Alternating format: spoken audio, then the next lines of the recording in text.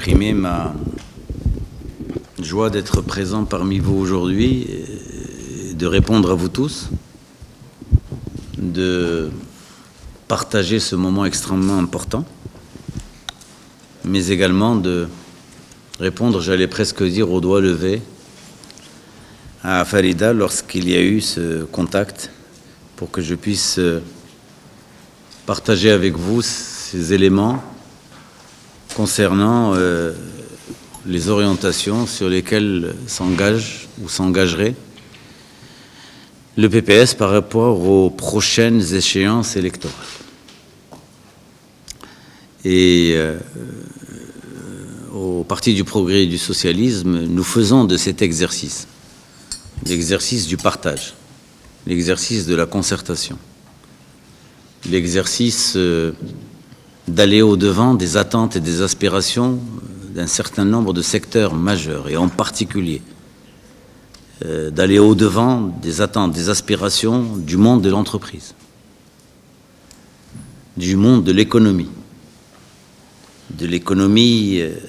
d'aujourd'hui, moderne, celle qui doit porter le pays et garantir son ouverture vers l'avenir. Nous faisons de tout cela un sacerdoce et nous considérons qu'il est nécessaire pour nous, avant même de présenter notre programme, de mener cet effort de concertation. C'est pour cela que vous m'excuserez, j'ai consulté Farida, je lui ai dit est-ce qu'il fallait que je fasse des slides, est-ce qu'il faut que je distribue un document, et puis au bout du compte, comme ce que je vais vous dire n'est pas encore finalisé, eh bien je me contenterai de faire l'exposé sans que vous ayez rien en main, de manière à ce que notre conf de presse qui va être organisée début juillet ait du sens et ne soit pas qu'il n'y ait pas une sorte de fraîcheur de l'info qui n'existe plus d'ici là, d'autant que, je vous l'annonce tout de suite, nous sommes aussi là pour écouter, pour partager et donc pour intégrer, autant que faire se peut, ce qui nous semble important dans les préoccupations que vous pouvez porter en tant que dirigeant, en tant que monde de l'entreprise. Vous le savez, vous le vivez, vous en subissez directement les conséquences. La crise sanitaire est là, elle est là au niveau mondial, elle est là avec ses conséquences économiques et sociales, mais également avec ses conséquences sanitaires. Nous ne sommes pas encore sortis de l'auberge et à l'égard de ce qui se passe un peu partout dans le monde, eh bien, nous ne voyons pas encore le bout de tout cela, et des secteurs entiers dont le monde est chez nous sont sinistrés et semble-t-il, au risque de paraître quelque peu négatif, nous n'avons pas fini de vivre les impacts de cette crise du Covid dans laquelle nous sommes empêtrés depuis à peu près 1 an et demi, et nous en avons encore pour quelques mois, semble-t-il. Chez nous, 2-3 chiffres qui montrent combien le Maroc aussi est impacté. L'aggravation du déficit budgétaire, puisque nous sommes passés de 46,7 milliards de dirhams à peu près à 82,4 milliards de dirhams en 2020, et certainement que 2021 viendra aggraver encore plus ce déficit. Le monde qui est le vôtre, qui est également celui du secteur public, qui est celui de l'initiative, n'arrive à créer aujourd'hui que quelque chose comme 70 000 emplois, alors que nous avons un besoin de 200 000 emplois par an. Et enfin, les chiffres avancés ici et là, et nous les adoptons aussi pour ce qui est du Parti du Progrès et du Socialisme, laisse augurer de la nécessité de disposer de quelque chose comme 300 milliards de dirhams pour pouvoir relancer l'économie nationale. De surcroît, vous le savez aussi, j'aimerais bien qu'on en parle, parce que vous êtes concernés, et vous êtes principalement concernés Et on le disait avec Farida notamment, juste avant de rentrer, il y a cette crise de confiance dans le politique, cette crise de confiance dans les institutions, cette crise de confiance à l'égard du gouvernement, de l'administration, des élus et même des partis, dans une sorte de généralisation concernant ces partis, alors même que nous avons la faiblesse de croire que tous les partis ne sont pas pareils. Et c'est l'occasion pour que je vous dise de prime abord que quelle que soit cette situation, et quelle que soit cette morosité, et quelle que soit cette crise de confiance, nous sommes dans une phase où ce n'est pas à vous que je vais dire que plus on s'éloigne du monde politique, plus on laisse le champ libre au niveau électoral, plus nous verrons émerger dans ce pays la médiocrité, les extrêmes et tout ce qui n'est pas de nature à porter haut et fort cette aspiration commune que nous essayons de porter pour notre pays. C'est plus encore aujourd'hui le moment de participer, le moment d'y aller et le moment de mobiliser tout le monde pour qu'il y ait une participation massive. Je vous le dis dès à présent, je vais clôturer par l'aspect politique, mais je vous le dis dès à présent, permettez-moi de vous dire que quel que soit ce qu'on va partager entre nous, quelles que soient les idées que vous allez exposer, celles que je vais vous exposer, les échanges qu'on va avoir, au bout du compte, vous le savez, cette année c'est le 8 septembre, il va y avoir des élections, il va y avoir une majorité, il va y avoir des partis, ils vont diriger un gouvernement, ils vont diriger des régions, et c'est là que ça se passe. Que vous le vouliez ou non, c'est là que ça se passe, c'est là que ça se décide. C'est dans le Parlement que des lois sont adoptées, c'est pas à vous que je vais dire ça, et c'est un gouvernement qui gère l'économie directement. Et l'environnement, le cadre macroéconomique dans lequel vous agissez, eh bien, c'est à ce niveau que les décisions les plus importantes se prennent. Donc, il y a dans notre pays aujourd'hui 3 types d'électeurs. Disons 2 types d'électeurs et un autre type qui est un électeur potentiel que nous ne voyons malheureusement pas. Il y a ce réservoir constitué par le vote conservateur, le vote religieux, qui a d'autres référentiels et qui se nourrit à d'autres sources que nous aurons probablement tous et que nous avons tous du mal à comprendre aujourd'hui. Et il est là. Il sortira comme il est sorti toutes ces années au moment du vote, même si on a l'impression qu'il n'est plus là et même si on a l'impression qu'il a reculé. Il y a un deuxième type d'électorat qui est constitué par l'appartenance tribale, l'appât constitué par l'utilisation massive de l'argent. Ce n'est pas quelque chose qui arrive uniquement dans les contrées les plus éloignées, les zones de montagne ou le monde rural. Ça existe au cœur même de Casablanca, dans les quartiers, y compris dans certains quartiers populaires, dans Anfa, en tant qu'arrondissement et en tant que commune. C'est pas si loin de vous. Et ça change les résultats d'une élection. Et il y a un troisième type d'électorat qui, lui, se fait porter pâle et n'y croit pas,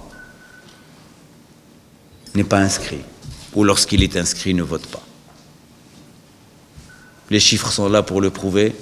Nous sommes une population de 36 à 37 millions d'habitants.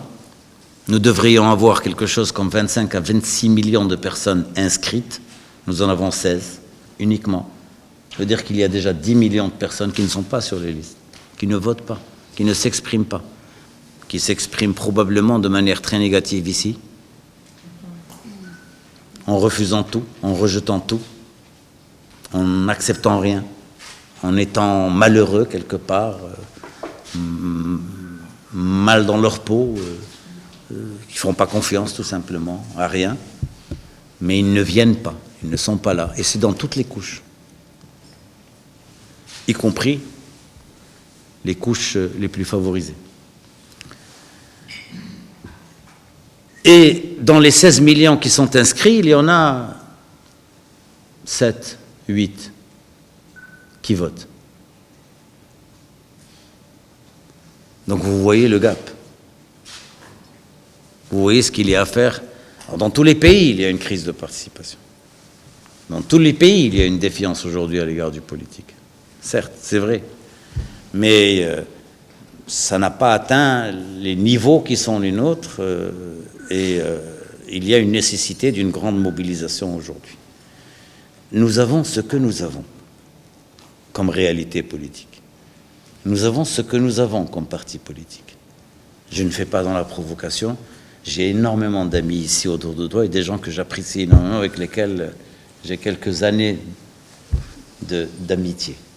Donc, nous avons ce que nous avons comme patronat et comme dirigeants. Nous sommes tous ce que nous sommes.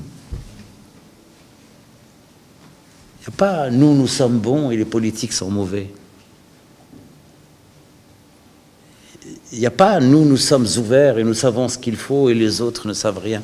Mais si nous ne savons rien, venez, mettez la main à la pâte et dites-nous ce qu'il faut faire, aidez-nous. Et c'est pas facile. C'est pas facile aujourd'hui. Excusez-moi, je n'avais pas l'intention de faire aussi long sur cette introduction, mais je vais le faire et je vais passer à autre chose. Vous devez le savoir. Vous devez savoir qu'au quotidien,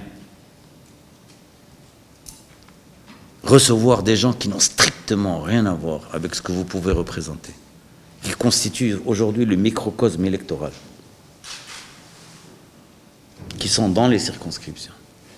Je le dis dans une expression purement marocaine, Darija, Msourtin al-Dawair. Ils ont pris leur... Je vois Ali ici, c'est plus Hassan qui est dans le coup. Il pourra mieux connaître cette réalité, là où ils sont, dans leur circonscription. C'est comme ça que ça se passe. Il y a un réservoir de vote, ils viennent, ils ferment le réservoir, ils reviennent, et qui que vous soyez, n'importe qui, comme vous, pas comme vous, comme moi, secrétaire général de parti avec 40 ans de militantisme derrière, j'aurais énormément de mal à aller m'imposer dans une circonscription, sauf si j'utilise les mêmes moyens qu'eux, ou bien si je suis islamiste. Premier électorat. Donc on a besoin de vous.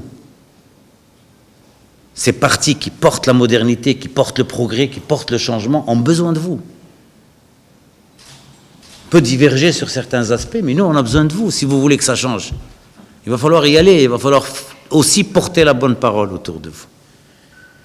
Et notamment avec aujourd'hui ce contexte de nouveaux modèles de développement qui constituent une lueur. Il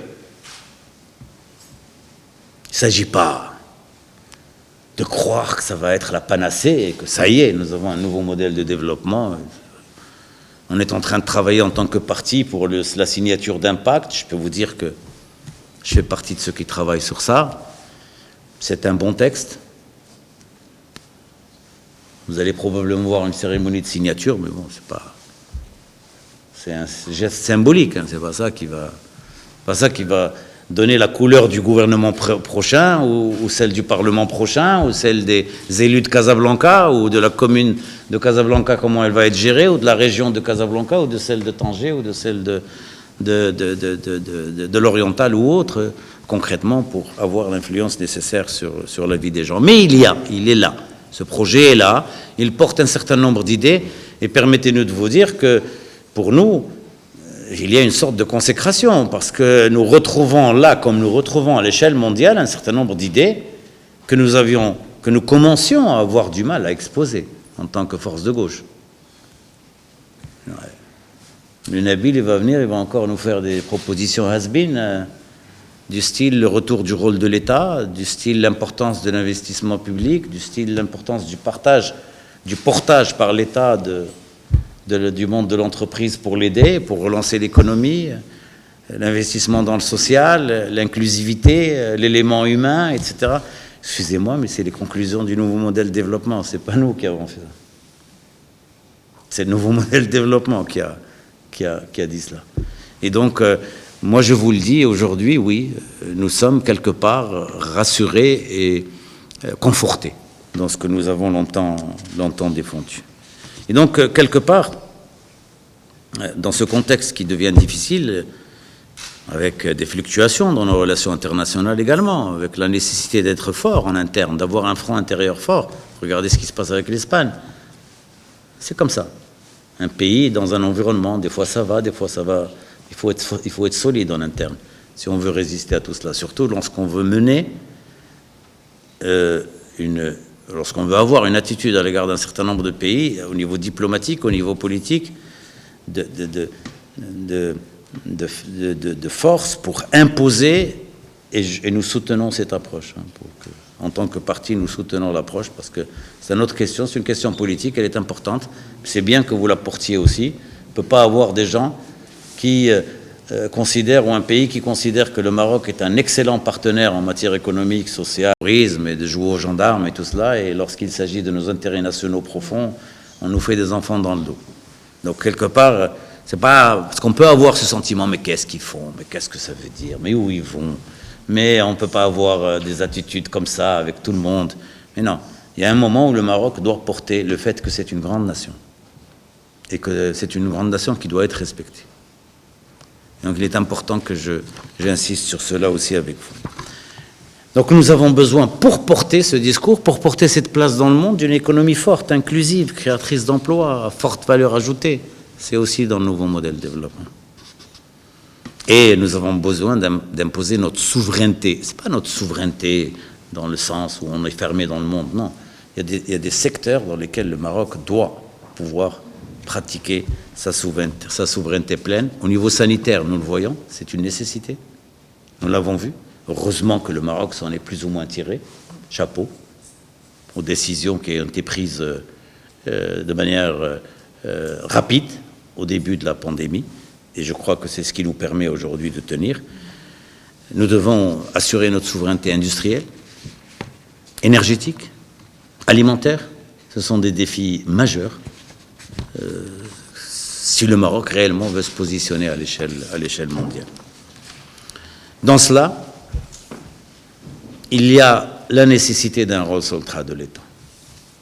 Un rôle central de l'État, ça ne veut pas dire une domination de l'État dans le domaine de l'entreprise, du secteur public, etc. Non, c'est un rôle central de l'État dans l'orientation, dans la régulation, dans le portage de l'économie, dans le soutien à l'entreprise, pour que vraiment nous puissions voir émerger un secteur, comme le préconise encore une fois le nouveau modèle, un secteur privé qui puisse ensuite et rapidement porter l'essentiel de l'économie. Ce n'est pas encore le cas aujourd'hui, étant donné la situation de notre économie, étant donné la taille du formel par rapport à la taille de l'informel, nous ne sommes pas encore dans cette situation, force est de le reconnaître. Et donc, l'État doit jouer ce rôle encore aujourd'hui, mais pour soutenir un secteur privé en émergence. Et il y a des priorités. Elles ont pour nom la relance économique, je vais y revenir, l'éducation, la santé, la culture, l'écologie. C'est important l'écologie. Ça le devient, c'est dans le nouveau modèle de développement, tant mieux. La lutte contre les disparités, les inégalités sociales et spatiales, et elles sont nombreuses. Elles sont indignes du Maroc d'aujourd'hui. C'est pas, je suis un homme de gauche, j'aime bien venir vous dire ça, c'est indigne qu'aujourd'hui nous ayons encore des situations de pauvreté chronique, d'exclusion totale. Certains d'entre vous, je le sais, agissent concrètement sur le terrain, peut-être même plus que nous, les politiques, et vivent des choses qui sont dramatiques, et les voient. Dans Casablanca même, et encore plus s'ils vont un peu partout, à travers le pays.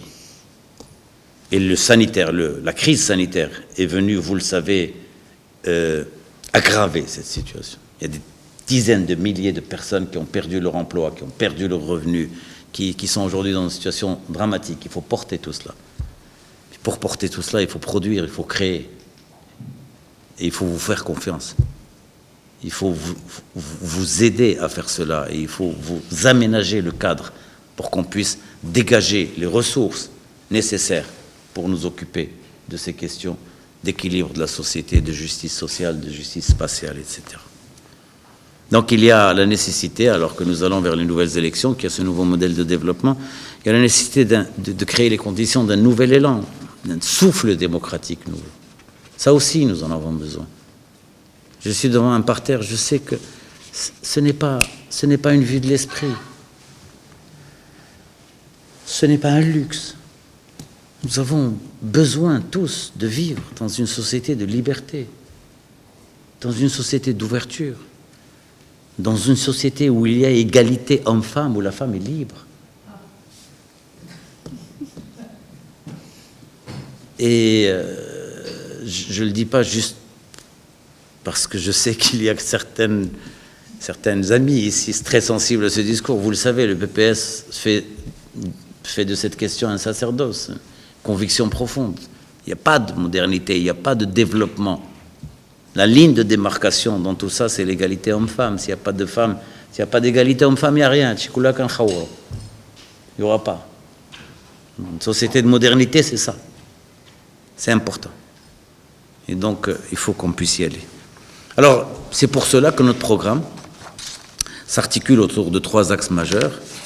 Une économie forte au service du développement et de la souveraineté économique, l'humain au cœur des politiques publiques, et le renouveau de l'élan démocratique et de la construction institutionnelle. C'est lié. C'est pas un que je viens devant le monde du patronat, c'est les histoires de partis, de je sais pas quoi, de liberté. C'est pas la peine de leur en parler, ça les intéresse pas. Mais non, ça vous intéresse, c'est votre vie, c'est celle de vos enfants, c'est celle de votre environnement. C'est très important que ces questions soient portées également par vous.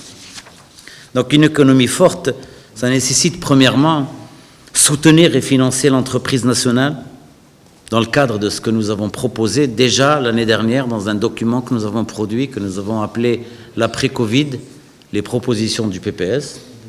En plein Covid, en avril, mai, nous avons beaucoup travaillé, nous avons produit un document pour dire, mais maintenant il y a le Covid, il faut réfléchir à ce qu'il faut faire.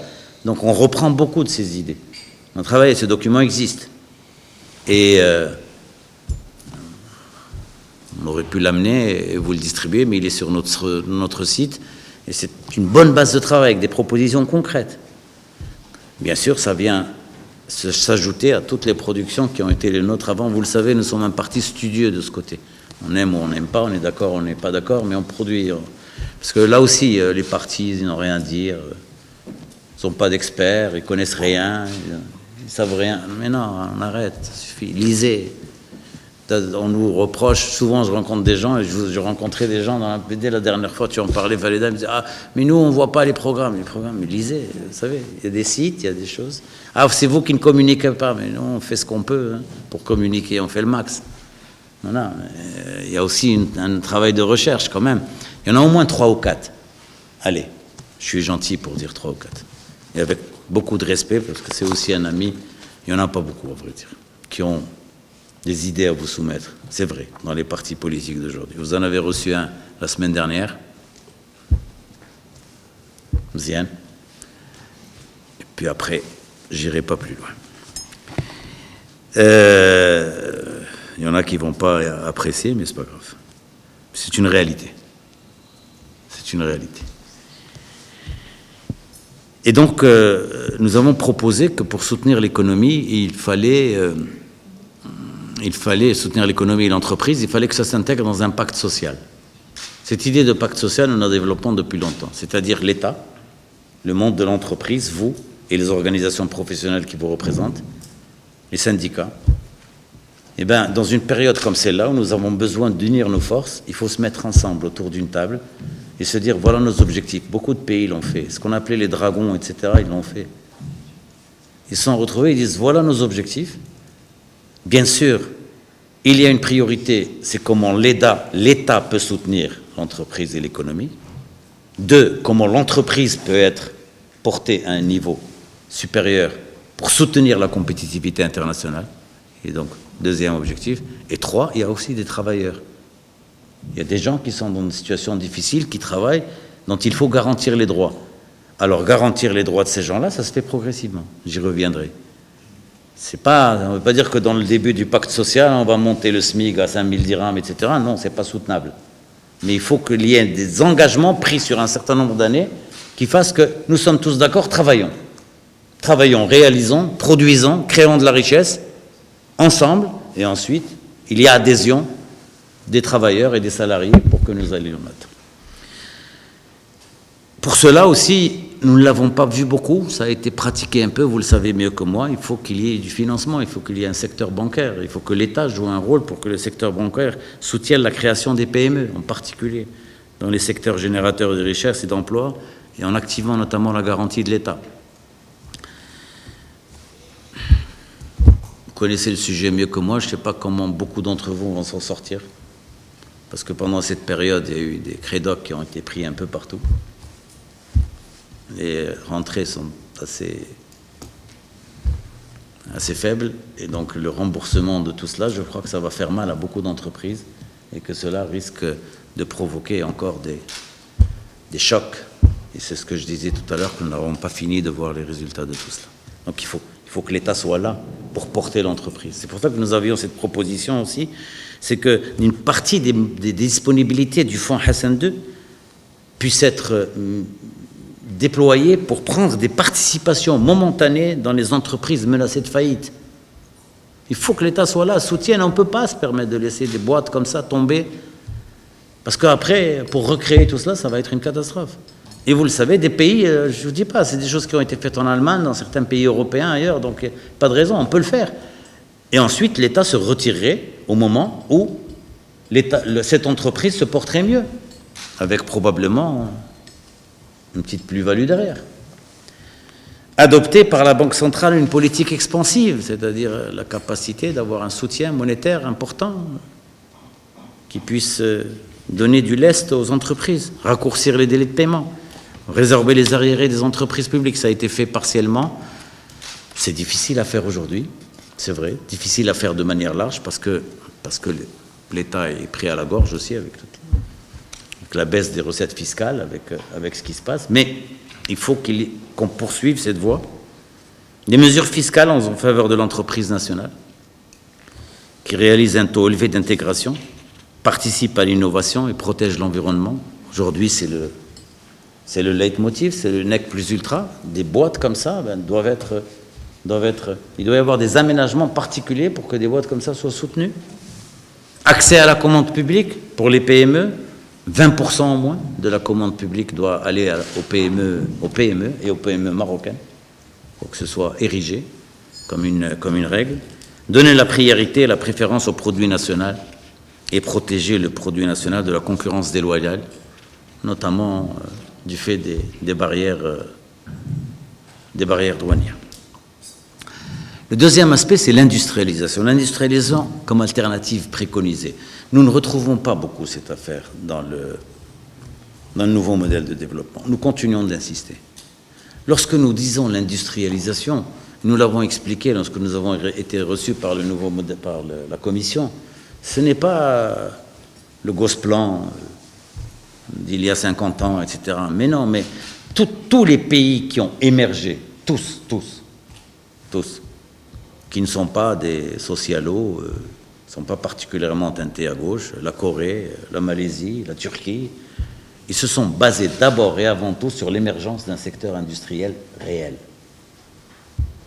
Donc nous continuons de dire qu'il faut soutenir l'émergence d'un vrai secteur industriel qui puisse approfondir les acquis du programme d'accélération industrielle, renforcer les taux d'intégration pour aboutir à des filières intégrées.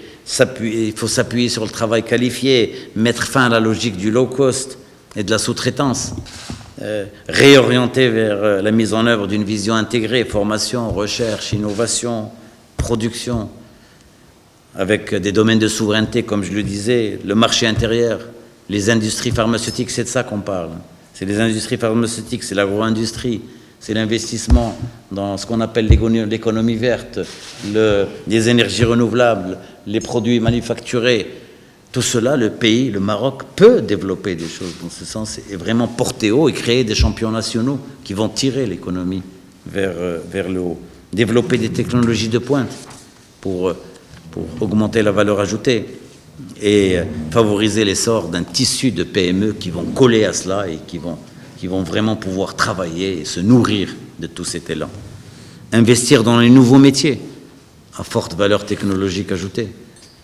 c'est très important. Et aujourd'hui, on l'a vu. Et nous l'avons vu notamment à travers la digitalisation et le numérique, qui deviennent... D'ailleurs, c'est un des éléments portés par le nouveau modèle de développement. Comment non seulement améliorer la gouvernance à travers la digitalisation et la transparence, mais également comment porter un nouveau secteur économique de ce fait. Revoir nos choix agricoles. Nous le disons haut et fort, c'est bien l'agriculture, il faut investir dans l'agriculture, il faut s'occuper de l'agriculture, mais l'agriculture ne peut pas être le porteur principal du développement dans le pays. C'est d'autant plus vrai qu'aujourd'hui, qu'on le veuille ou non, c'est une réalité, c'est les chiffres. D'aucuns ne vont pas apprécier ce que je vais dire, mais c'est la réalité. 11% du PIB pour 35% des emplois. Donc il y a une faible redistribution. 32 000 emplois perdus dans le secteur, malgré le plan qui est mis en œuvre. 80% de la consommation en eau du pays, c'est un investissement, l'eau. 85% de la consommation en eau du pays va dans l'agriculture. Alors que nous avons le problème des ressources hydriques à gérer. Donc là, aujourd'hui, il y a des choses à revoir, notamment le rééquilibrage du pilier 1. Le pilier 1, c'est l'agriculture capitaliste d'exploitation, c'est bien. C'est bien, mais il faut faire attention à cette surutilisation, à ces moyens qui sont mis en œuvre. Et je reviendrai pour dire, c'est bien aussi si ces gens-là pouvaient participer à l'effort national et au financement de l'économie nationale. Il est anormal qu'aujourd'hui, nous ayons encore dans ce secteur, pour cela, une défiscalisation et une non-participation à l'effort national fiscal. Oui. Je parle. C'est un secteur fiscalisé depuis 3 ans. 5 millions de dirhams. Non. Pour, pas tous. Il y a plein de grandes exploitations. Je ne me parle pas de vous. Vous êtes vous êtes bénin. Je parle de ce qui se passe. Vous savez, il y a dans le monde agricole. Vous le savez, je parle pas de vous. Il y a quelques boîtes comme vous, je n'en parle pas. 600. Mais je parle de monde profond. Il y a un monde profond que vous sortez, vous allez juste dans les communes, pas les communes, les provinces d'à côté, un peu partout. Vous savez, il y a des exploitations énormes qui sont pratiquement dans l'informel. Oui, il y en a plein, énormément. Plein de gens qui ne payent pas d'impôts. Donc ça, ce sont des choses... D'ailleurs, c'est le cas aussi dans d'autres domaines. Dans d'autres domaines, plein de gens ne payent pas d'impôts. Le secteur informel tue, et vous tue vous-même. Donc ce sont des choses qui doivent absolument être revues. Développer des pratiques agroécologiques et mise en œuvre d'une politique volontariste d'économie de l'eau, il faut qu'on s'en occupe.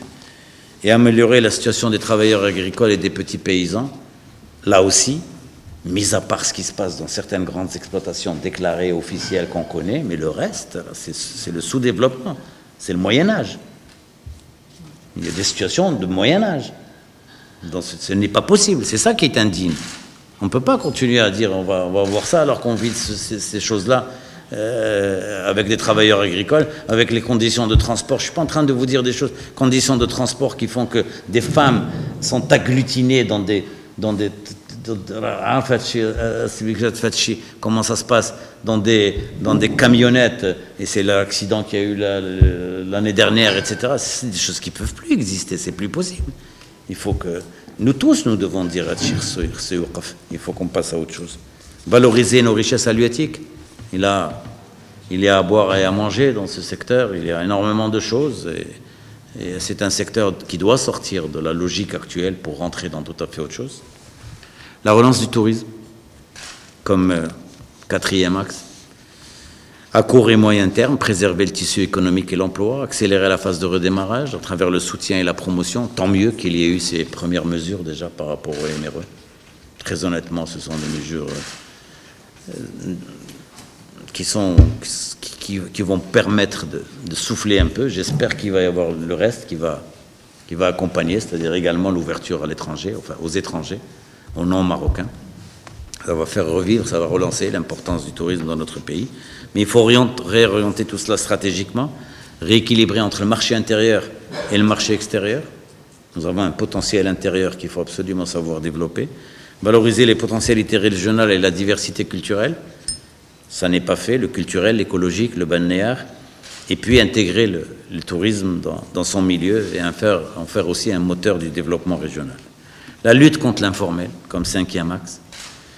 Et il faut savoir distinguer à ce niveau entre la lutte contre l'illégalité et la clandestinité, fraude sociale, fiscale, écologique, et entre l'intégration, l'accompagnement de l'informel.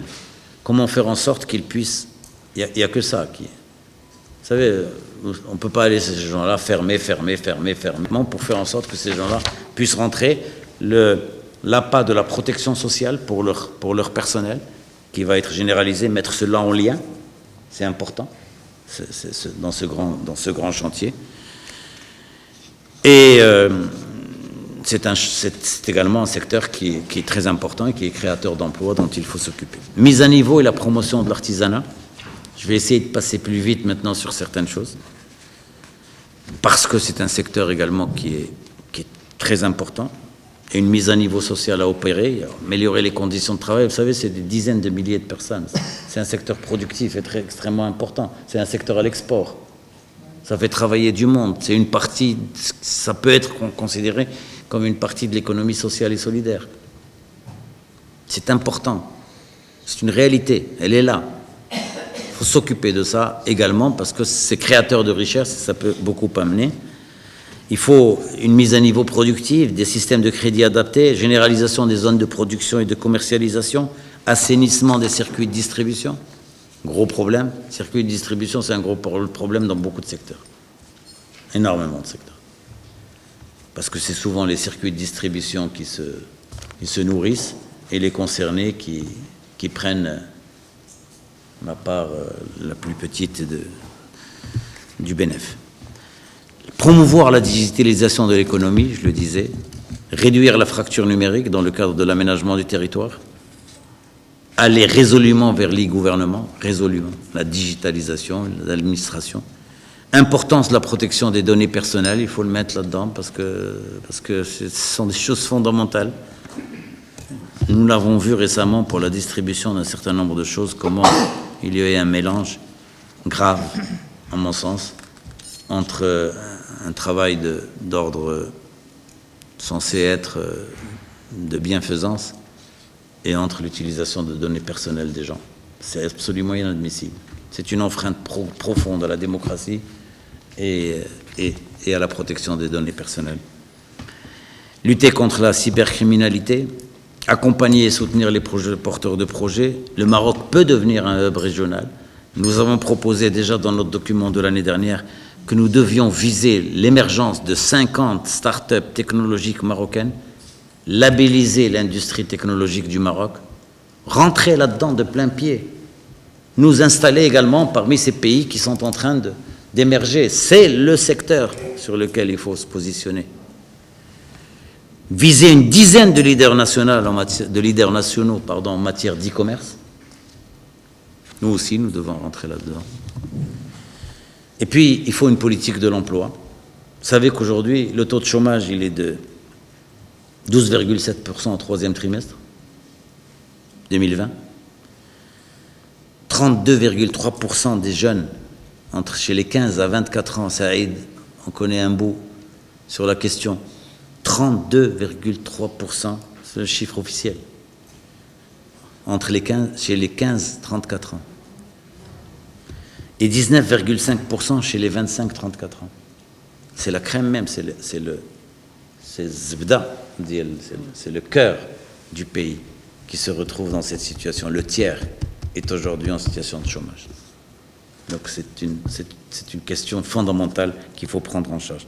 Une politique incitative pour les secteurs porteurs, l'économie sociale solidaire, service à la personne, les chantiers communaux, les grands travaux, à côté bien sûr de tout ce que j'ai dit sur le contrôle. Il y a des niches qu'on peut développer. Renforcer l'intermédiation active sur le marché du travail, territorialisation des politiques de l'emploi, incitation financière pour les chômeurs de longue durée. C'est prévu dans la protection sociale. C'est prévu dans le registre indemnité pour perte d'emploi. Mais il faut prévoir que ceux qui sont en recherche active, sérieuse, d'emploi, puissent être soutenus.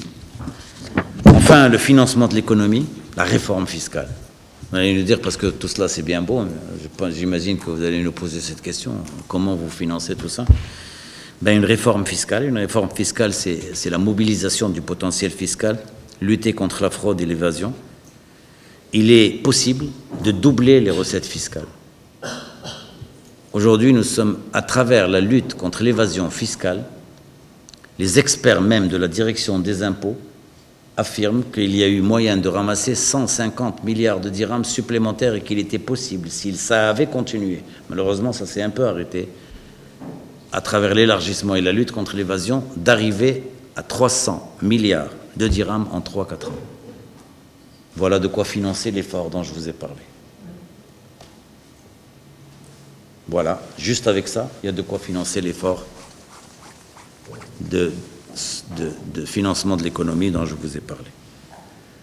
Et ce sont les chiffres de la direction des impôts, ce n'est pas nous qui donnons des choses. Réduire la pression sur les couches défavorisées, les classes moyennes, et sur l'investissement productif, compensé par l'élargissement de l'assiette. Contribution de solidarité à la charge des assurances et d'entreprises bénéficiant de monopoles d'État et de fait. Et avant de vous dire des choses qui peuvent fâcher, je vais vous dire que nous sommes aujourd'hui résolument au Parti du Progrès et du Socialisme pour que l'entreprise productive, la petite, moyenne entreprise productive, que la charge fiscale, lorsqu'elle sera généralisée, elle puisse être allégée. Et plus il y aura d'allègement de la charge fiscale, plus il y aura de rentrée fiscale. Donc nous soutenons fortement cet aspect des choses, à charge bien sûr qu'il rentre dans ce cadre-là. Mais parallèlement à cela, et pas pour l'entreprise directement, on en parlait avec Noël tout à l'heure, vous savez, nous on est confortés quelque part, le plus grand pays du monde. Vous avez vu le discours de Biden, lorsqu'il parle devant le Congrès des mesures dans lesquelles il va aller chercher l'argent là où il se trouve. C'est vrai que nous ne portons pas les mêmes fortunes, au même niveau, avec le même nombre, mais la nécessité, au niveau personnel, d'un impôt, ne serait-ce que symbolique sur la fortune, d'une tranche pour les vraiment les revenus les plus élevés, on peut discuter, avec vous, le discuter, qui contribue à l'effort de solidarité nationale. La réduction de la TVA sur les médicaments et les produits de première nécessité, ça c'est dans le sens inverse, et la réforme de la fiscalité locale. Et encore, nous n'avons pas intégré ici l'impôt sur l'héritage, parce que ça peut se discuter, mais ça figure dans d'autres documents. Lorsqu'on parle de l'impôt sur l'héritage, c'est bien sûr, on parle de l'héritage à un certain niveau, ça pourrait également constituer. Mais ça, ce sont d'abord et avant tout des mesures symboliques, nous le reconnaissons. Mais ça porte le symbole de la contribution à l'effort de solidarité nationale. Le deuxième axe, c'est l'humain. Je dois le dire également, dernier axe dans le financement, la dynamisation du secteur du marché des capitaux.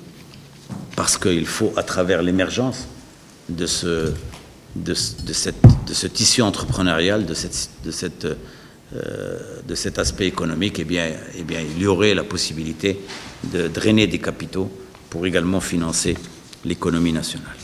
Axe 2, l'humain au corps des politiques publiques. C'est là où, malgré tout, parce que je sais que ça vous intéresse, je vais essayer d'aller plus vite, parce qu'après il faut laisser le temps à la discussion. Réussir le défi de la mise en œuvre de la loi cadre de la généralisation de la protection sociale à l'horizon de 5 ans. C'est un chantier majeur. Est-ce que nous y arriverons en 5 ans? Sa Majesté a demandé à ce que ce soit le cas. Peut-être qu'on n'y arrivera pas en 5 ans, mais il faut y arriver. Vite. C'est bien qu'il y ait le cap de 5 ans. Il faut y arriver. Il y aura des situations à gérer.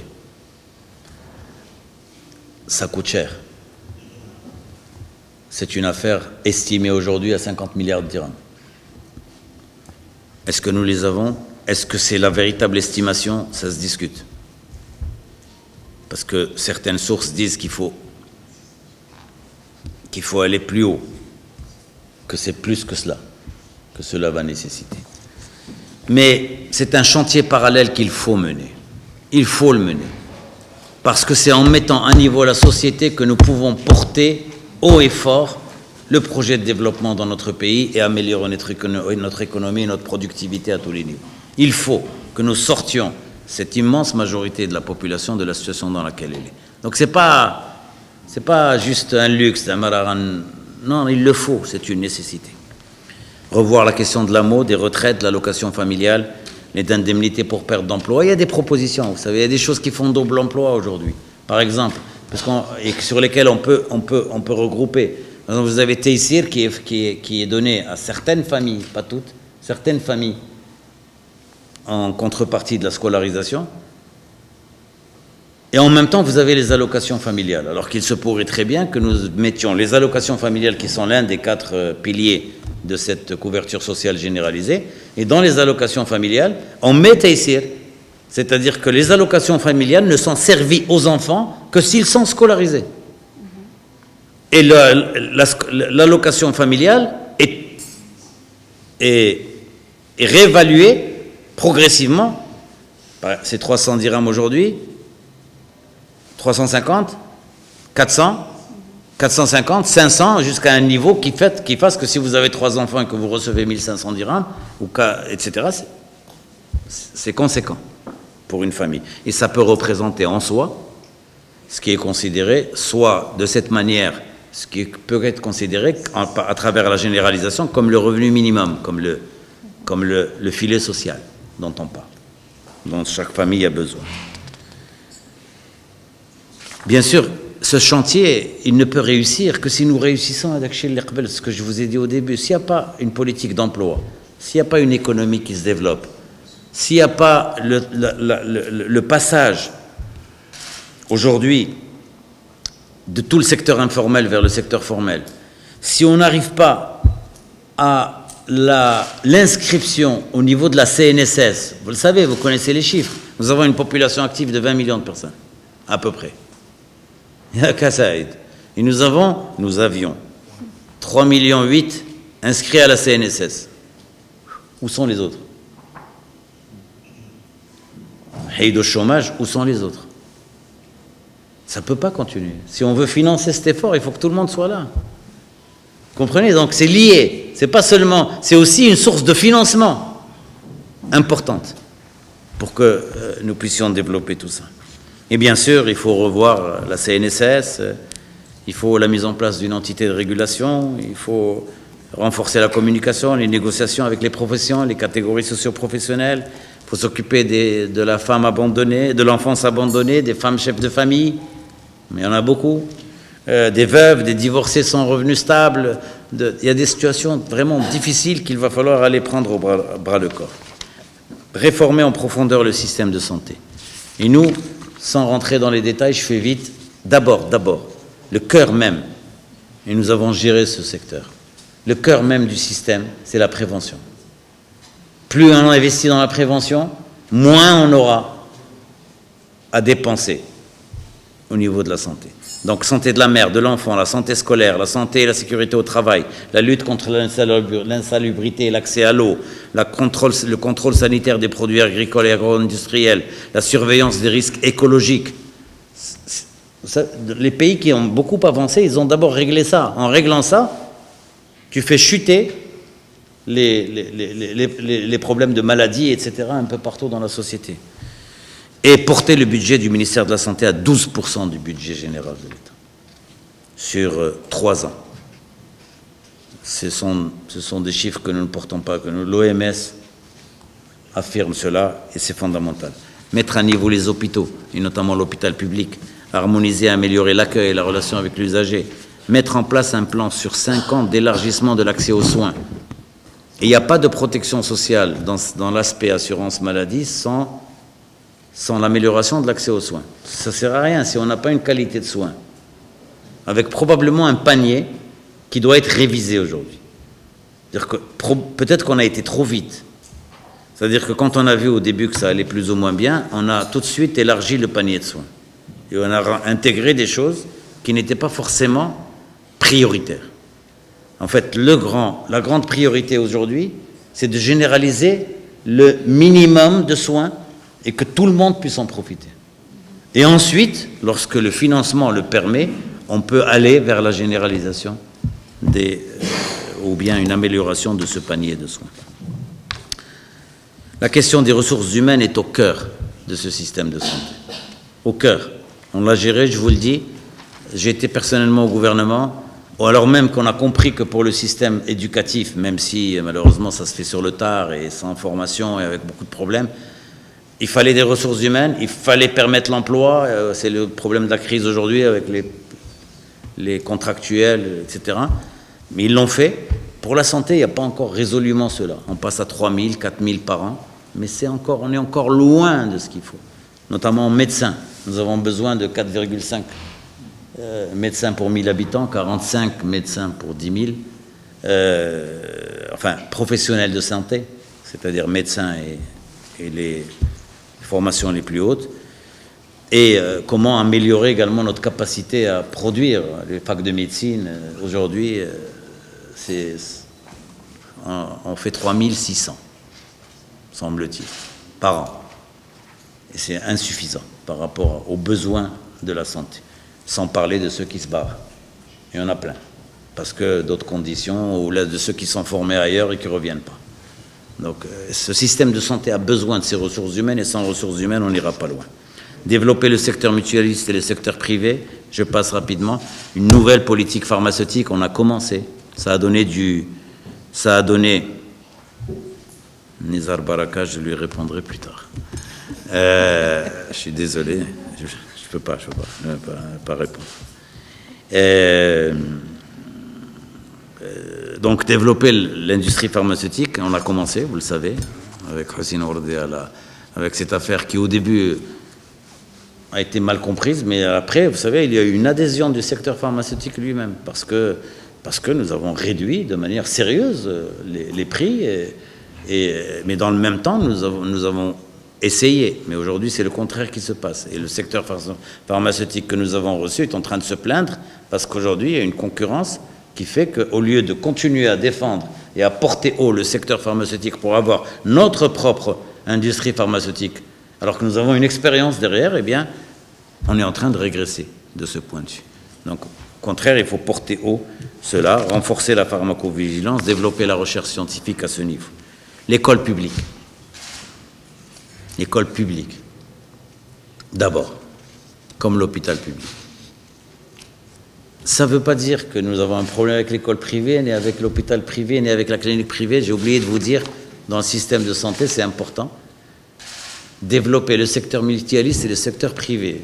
Nous avons fait passer, nous, le texte de loi sur la nécessité de renforcer le secteur privé et d'ouvrir les capitaux dans ce domaine.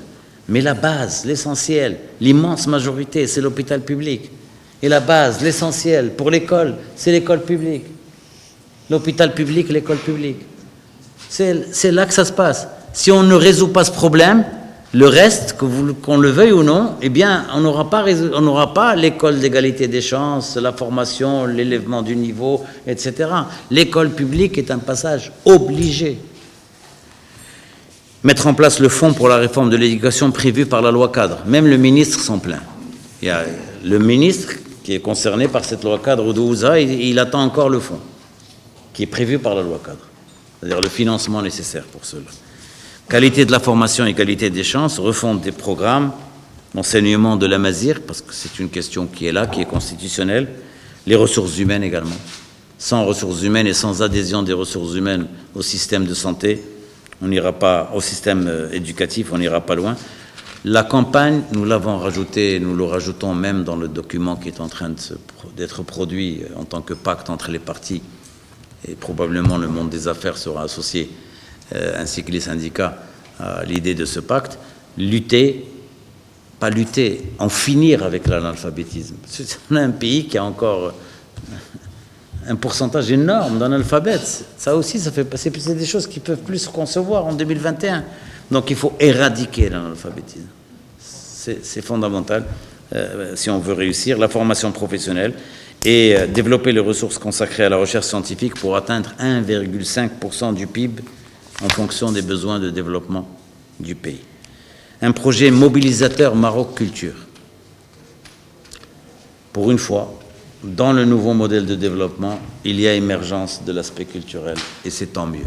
Et la culture est considérée non seulement comme un ciment, comme une valorisation du patrimoine matériel, immatériel, une valorisation de la diversité, mais également comme un secteur économique porteur, créateur de richesses. Et donc il faut investir dans cela, parce que ça forme l'homme, ça forme la femme, ça renforce le ciment, mais c'est également la possibilité de créer de l'emploi et de développer des moyens énormes. Porter le budget de la culture à 3%. Vous savez que le budget de la culture peine aujourd'hui à dépasser les 1%. C'est vrai, on a plein de priorités, mais c'est pas possible. On ne peut pas rester dans cette situation. Et en fait, ce que nous préconisons, nous, c'est que chaque département puisse avoir une participation à ce budget pour qu'on arrive à 3%.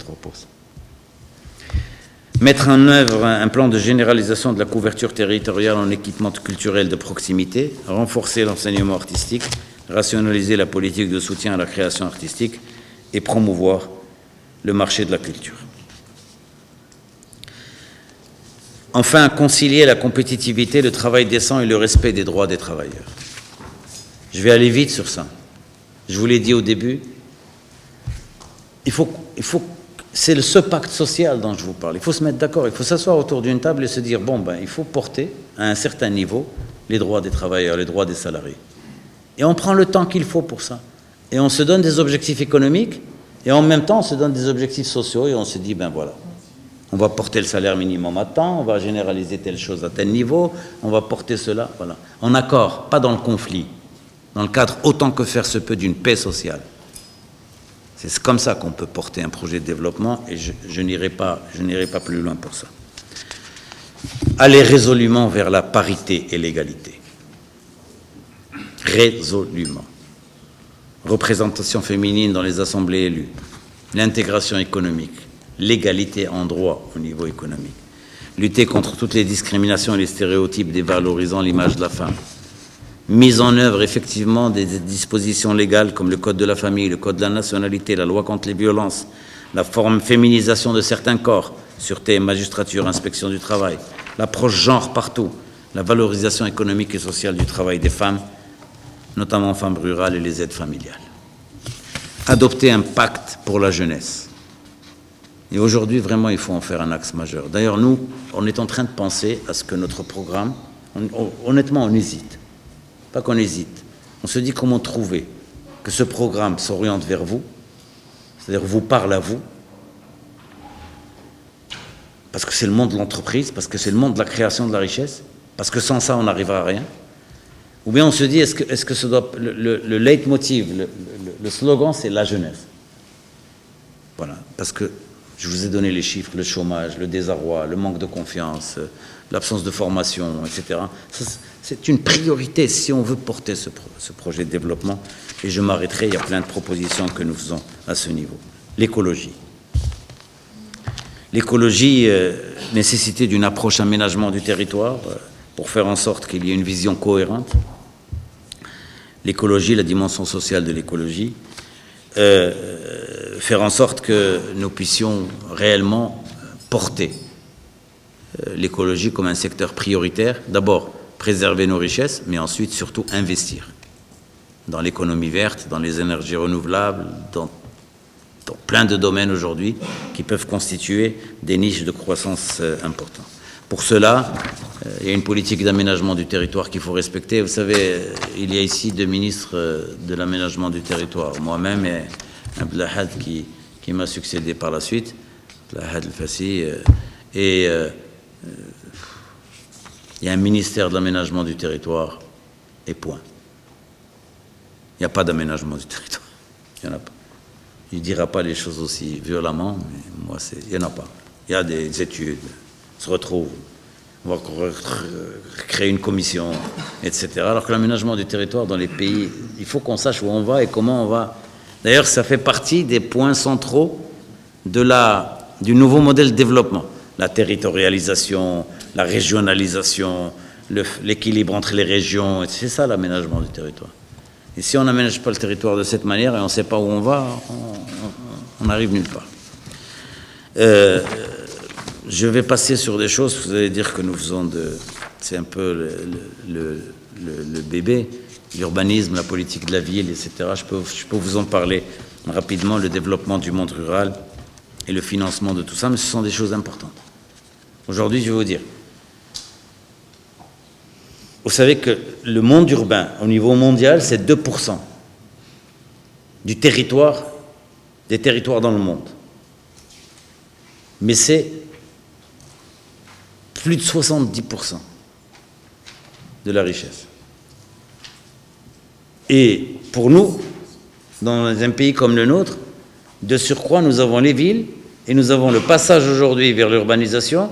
Et en plus, nous avons un aspect particulier à Maghreb, c'est que tout est concentré autour de la bande côtière, en particulier la bande atlantique. D'accord? Et donc, il faut savoir, une politique d'aménagement urbain est fondamentale. Autrement, vous avez Casablanca qui explose, Fès qui explose, Meknès qui explose, Tanger qui explose, parce qu'on ne pourra pas accueillir l'exode rural. Ce n'est pas un luxe de penser à l'aménagement urbain. Comment le préparer pour ne pas être en situation de réparation, mais être en situation d'anticipation par rapport aux problèmes qui peuvent se poser. Voilà une politique d'aménagement urbain, grosso modo, ce que ça signifie. Et c'est de l'argent. Ce n'est pas de l'argent juste dépensé. C'est de la création de richesse aussi, d'investir dans les villes et d'en faire des niches de croissance importantes. Il y a des orientations qui permettent de montrer qu'on peut arriver à ça. Et il y a moyen de financer tout cela. Je vais vous donner un moyen très simple, que beaucoup d'entre vous connaissent. Un moyen...